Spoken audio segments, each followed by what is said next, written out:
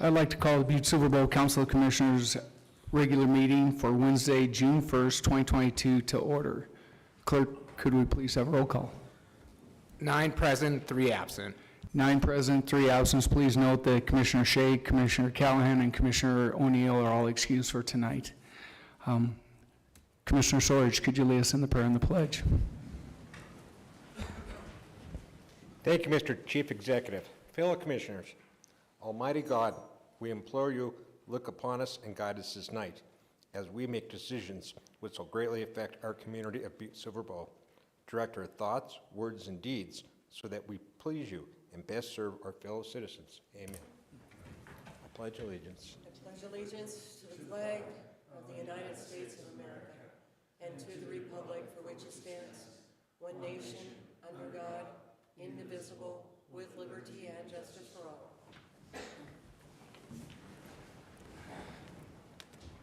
Next, we'll move to the approval of the minutes from the May 18th meeting. Commissioner Shaw. Thank you, Mr. Chief Executive. At this time, I move to approve the minutes that occurred at the May 18th, 2022 regular meeting. Second. We have a motion and a second. Is there anything on the question? Could commissioners please vote?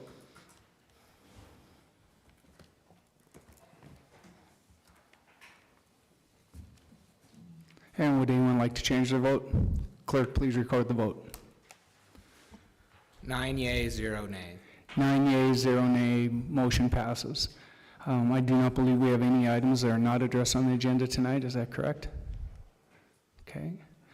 So moving on to the Chief Executive's report, I hope people recognize that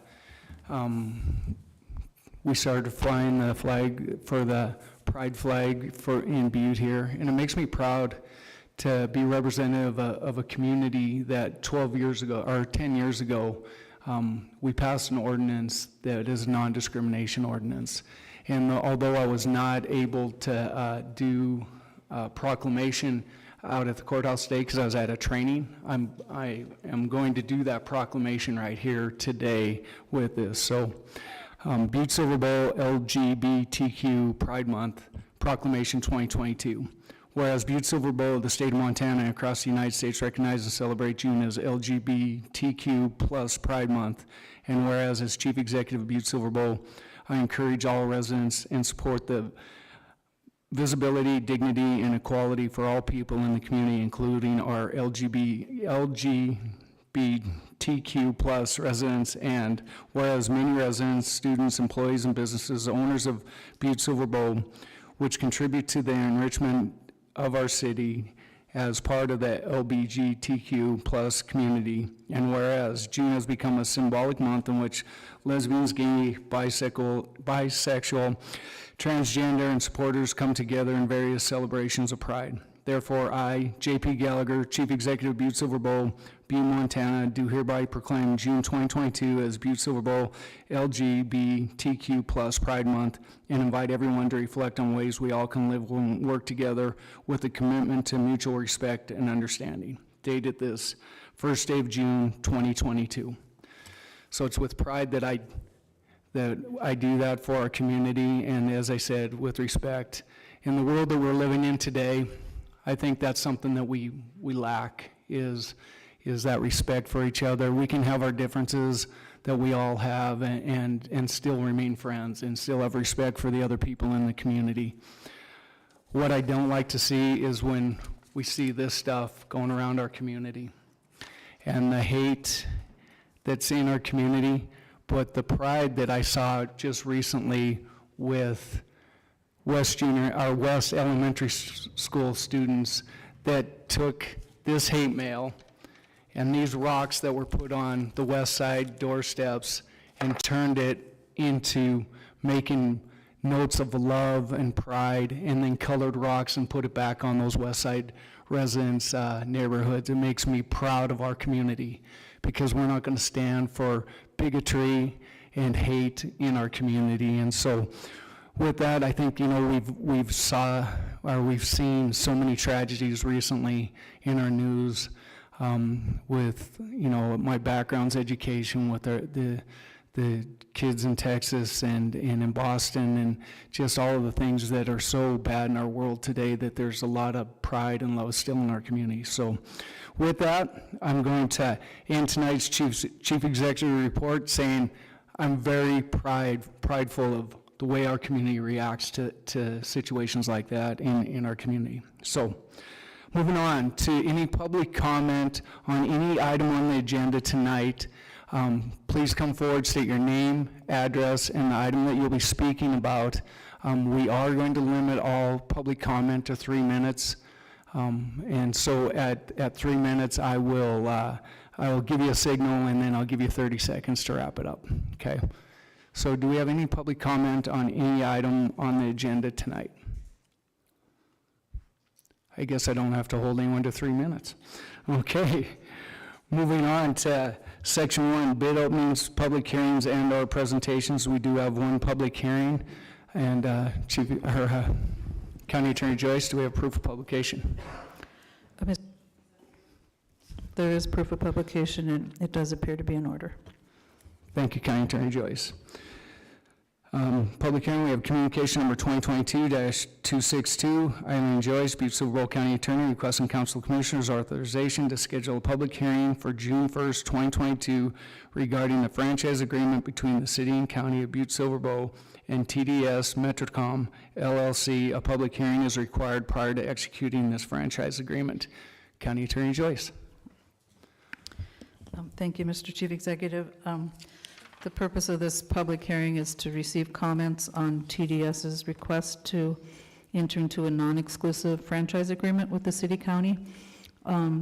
It's for a 10-year term, and they will pay an annual franchise fee of 5% of their annual gross revenues, and they pay the fee for the ability to erect, construct, extend, operate in and upon and across our over and under our streets, and as indicated in the communication, a public hearing is required prior to executing the franchise agreement, and this is the time that we have scheduled to receive those comments. Thank you, County Attorney Joyce. Do commissioners have any questions?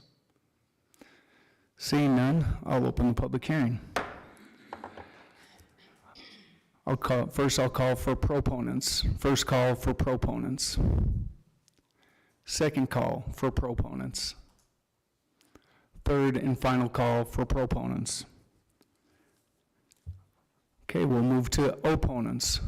First call for opponents. Second call for opponents. Third and final call for opponents. We'll close the public hearing. Okay, moving on to Section 2, consent agenda, A 1 through 4 and B 1 through, I better look at it, 1 through 20. Commissioners, do we have any friendly amendments or segregations? Commissioner Shaw. Thank you, Mr. Chief Executive. This time I'd like to segregate item 12, which is 2022-279. Communication number 2022-279. Any other segregations? Seeing none, Commissioner Shaw.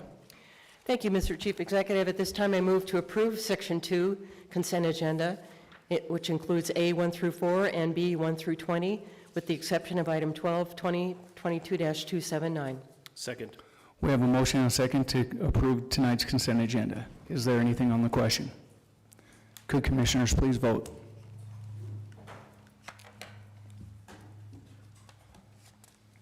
Would anyone like to change their vote? Clerk, please record the vote. 9 yeas, 0 nay. 9 yeas, 0 nay, motion passes. Moving back to communication number 12, communication number 2022-279, Danick Gleason, Finance and Budget Director, requesting Council of Commissioners approval of the grant request made to the local government ARPA grant program. The grant recipients will be required to enter into a subaward grant agreement, which will be forwarded to the Council of Commissioners if a recommendation for funding are approved. Director Gleason. Chief Executive Gallagher, Commissioner Shaw, members of the commission. Thank you, Commissioner Shaw, for segregating this. I think this gives us an opportunity to kind of explain the process and the due diligence that this ARPA committee went through to select these applicants. Also, I definitely want to thank the committee and my staff, I should say. My staff has spent a lot of lengthy time in there. Danny McGee's in the audience with me tonight. Karen Hassler, Lucy Hansen, they've all spent a lot of hours on this, as well as a lot of other department heads in the local government that participated after hours at these grant committee meetings, starting in early fall last year, all the way up until just a week ago. And we're continuing with that committee. The work isn't done yet. However, the grant program committee for now has completed their work. So the process, like I said, started in November. We sought this program before you. You approved us to implement a $1 million local government grant program. We went out, my staff went out, we researched not only in Montana, but across the United States, looking at very similar type program funding that was taking place with ARPA funds. We looked at various grant criterias, applications, scoring matrices, budgets, and whatnot. We also have sat on calls with some of the larger communities in Montana that were looking at doing this type of grant program, but because of the change in the final rule, have decided to place this, either suspend their program, or they've decided to not allocate the funding any longer. The committee is very much aware of this, and we had 3 commissioners that sat on the committee, but the U.S. Treasury Guidelines, they first issued interim rules for local governments on how the funding could be used, and then came out in January with final rule, with more interpretations in March of what that final rule looked like. So the rule changed significantly from interim rule to final rule, allowing a lot more flexibility for local governments in spending the funds. And so I anticipate that some of the grant in agencies that were doing similar programs, or some of the communities that were doing similar programs, put those on hold as they went through the budget process to really identify how they wanted to use their ARPA funding. We decided to still move forward. We were committed to the process and the program, so we continued forward with our program. Again, we released the grant applications and had them due back to us by March 7th. We went through a pretty rigorous process in a smaller committee of the ARPA grant committee with our auditors and some other officials involved in that initial review. And our first review was, does it really fit the U.S. Treasury Guidelines, not only the interim rule, but also the final rule? And then does it fit the criteria that we outlined as a local government on what we wanted the grants to look like? So in our grant applications, the funding could either be used to support public health and response, addressing negative economic impact to services, and then disproportionately impacted communities. So again, we had like the 2 review cycles. So the first was a committee reviewing whether the grant application met the guidelines. We also did the Finance Budget Department held a couple different presentations on what our expectations were going to be for reporting. The U.S. Treasury, in their final rule and in their interim rule, laid out some significant reporting requirements that were actually going to be borne by the local government. So we would be liable for all the funding. We would subaward to an applicant who would then have to meet all the reporting requirements. If they failed to meet the reporting requirements, or if we failed to properly use the funds, the local government would be responsible for that funding and have to pay back the U.S. Treasury. So we were really cautious, I would say, making sure that we were really making sure at the first round, making sure that the grant applicants met those requirements. We also, in that committee, came out with a list of questions for several of the applicants who were all very responsive. Everybody that applied immediately would respond back to any questions we had of them. Such questions would be, what is your entity? It might not have been thoroughly identified if their entity was a 501c3 or a for-profit entity. There was other questions that were distributed out to them about, did you receive other federal grant funding, especially federal grant funding related to COVID or ARPA funds or CARES Act funds, and if you did, how much, and are they fully spent? So those were the type of questions. So it was a long process, communicating back and forth. Then the second round of review was We developed 3 separate committees of the one ARPA committee and broke up to each one of the 3 categories that you could choose in funding. And we had scoring criteria. So in the application that you approved last fall, there was some scoring criteria. And the committee voted that you had to achieve at least 70 points to even look at funding opportunity. So that was the next round. And I will tell you that the committee members really worked hard on it. There was hours and hours of subcommittee discussion, large committee discussion on how the funding should really take place and what the scores look like. I will tell you that I only seen the final scores of everybody's score tally sheet. I didn't look at every individual scoring aspect, but everybody was pretty much in sync with their scores. So that it was pretty astonishing to come out of the committee and see everybody pretty aligned with how the grants were scored. So at the end, we're here today. We're asking for the recommendations before you. There was a little less than 1.3 million in funding requests. We're requesting that you fund $662,561 of those requests. In the packet, you've seen those recommendations for funding. Some of them I will explain to you. For example, I'll pick out the Spirit of Columbia Gardens. I believe they put in for a little over $44,000 in funding. They received $40,409. We felt that $4,000 of their request was for inventory. We didn't feel it met the criteria of the U.S. Treasury where it said that a nonprofit could apply for funding up to their lost revenue for operation and maintenance costs, is how they put in. We weren't really comfortable that the inventory was operation and maintenance, so we funded their request at the $40,409, which was for pure operation and maintenance costs. Another request by the Butte Center for Performing Arts, they had requested $89,320. We funded $26,920, purely based on how funding can take place. I believe their application had some funding for some new staff members as well as existing staff members. The U.S. Treasury Guidelines allowed for funding of existing staff. It did not allow for new positions. And then also the scoring, however, our scoring fell out on impact was also a major part of it. So those are just some ideas. Those are just a couple of the many things that were tossed back and forth throughout our conversations on this project. So I'll ask if there's any questions of you. Thank you, Director Gleason. I just want to say that the ARPA committee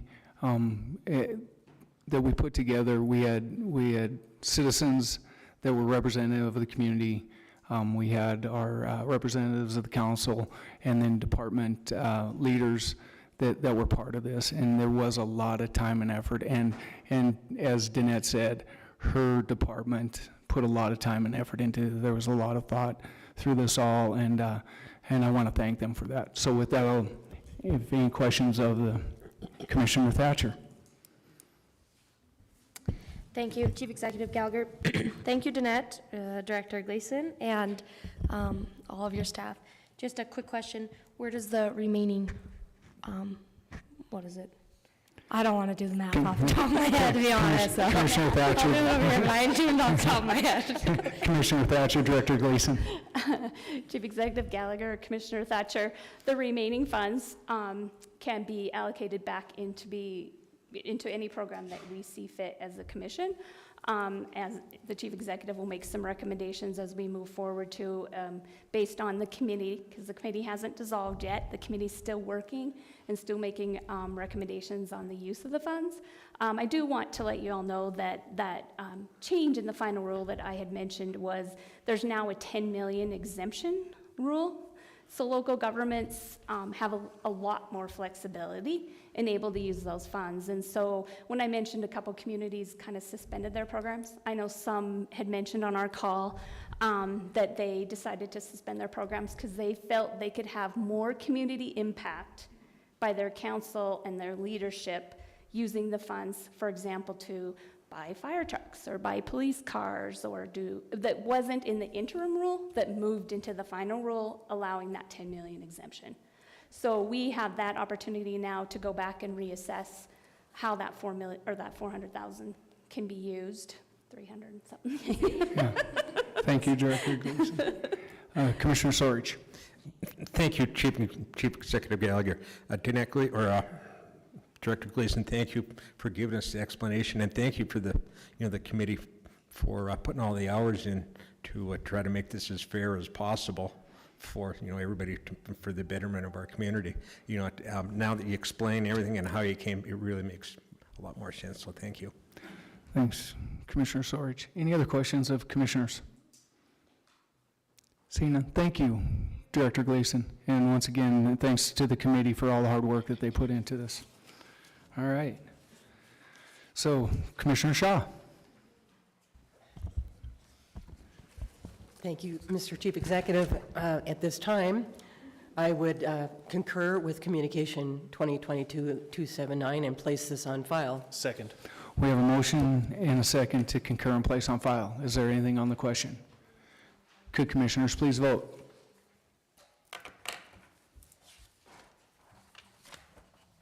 And would anyone like to change their vote? Clerk, please record the vote. 9 yeas, 0 nay. 9 yeas, 0 nay, motion passes.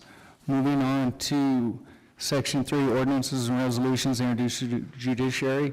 We have 3, Council Bill number 2022-05, Ordinance number 2022-05, number 2, Resolution number 2022-38, and number 3, Resolution number 2022-39 will be introduced to Judiciary. Moving on to Section 4, Ordinances and Resolutions for final reading. We have 1, Resolution number 2022-27. Clerk, please read the caption. Resolution 2022-27, a resolution of intent to establish a commercial property assessed capital enhancement program, C-PACE, in the city and county of Butte-Silver, Montana, and providing for an effective date herein. Commissioner Shaw. Thank you, Mr. Chief Executive. At this time, I move to place Council Resolution 2022-27 on final reading and passed, having been deemed fully read at length. Second. We have a motion and a second to place on final reading. Anything on the question? Could commissioners please vote? And would anyone like to change their vote? Clerk, please record the vote. 9 yeas, 0 nay. 9 yeas, 0 nay, motion passes. Moving on to Section 5, Ordinance, oops, nope, I got resolution number, skipped one, didn't I? Yeah, it did. Number 2, Resolution number 2022-35.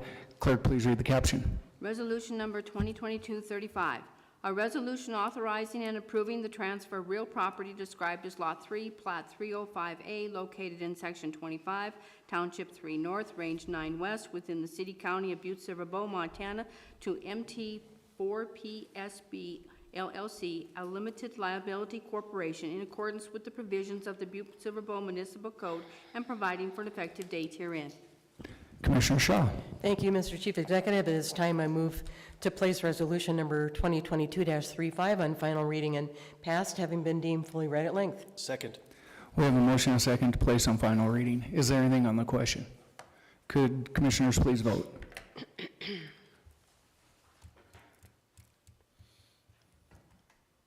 And would anyone like to change their vote? Clerk, please record the vote. 9 yeas, 0 nay. 9 yeas, 0 nay, motion passes. Moving on to Section 5, Ordinances and Resolution for Emergency Suspension of the Rules. And for final passage, we have 1, Resolution number 2022-39. Commissioner Shaw. 37? 37. Thank you, Mr. Chief Executive. I move for the suspension of the rules for the purpose of passing Council Resolution 2022-37 by waiving subsection 7 of Rule 36 of the Rules and Order of Business of the Council of Commissioners, thereby having it considered for advanced passage without reference to the Judiciary Committee. Second. We have a motion and a second for the emergency suspension of the rules. Is there anything on the question? Could commissioners please vote? And would anyone like to change their vote? Clerk, please record the vote. 9 yeas, 0 nay. 9 yeas, 0 nay, motion passes. Moving back to resolution number 2022-37. Clerk, please read the caption. Resolution number 2022-37, A resolution amending the fiscal year 2021-2022 budget during the fiscal year after conducting a public hearing at a regularly scheduled meeting of the Council of Commissioners in accordance with Section 7-6-4006 MCA, appropriating district court reserve funds be allocated within the district court juvenile detention budget for the purpose of paying for placements of juveniles in secure detention facilities and providing for an effective date herein. Commissioner Shaw. Thank you, Mr. Chief Executive. At this time, I move to place Resolution 2022-37 on final reading and passed, having been deemed fully read at length. Second. We have a motion and a second to place on final reading. Is there anything on the question? Could commissioners please vote? And would anyone like to change their vote? Clerk, please record the vote. 9 yea, 0 nay. 9 yea, 0 nay, motion passes. Please note all the calendar and other meeting and events that we have going forward in June. And now I would open it up to any public comment on any matter not on the agenda tonight. If you'd like to speak on any matter that is not on the agenda tonight, please come forward, state your name, address, and what you would like to speak to us about. Seeing none, I would take a motion to adjourn. So moved. We have a motion and a second. All in favor signal by saying aye. Aye. Opposed? We are adjourned. A nice, quick meeting.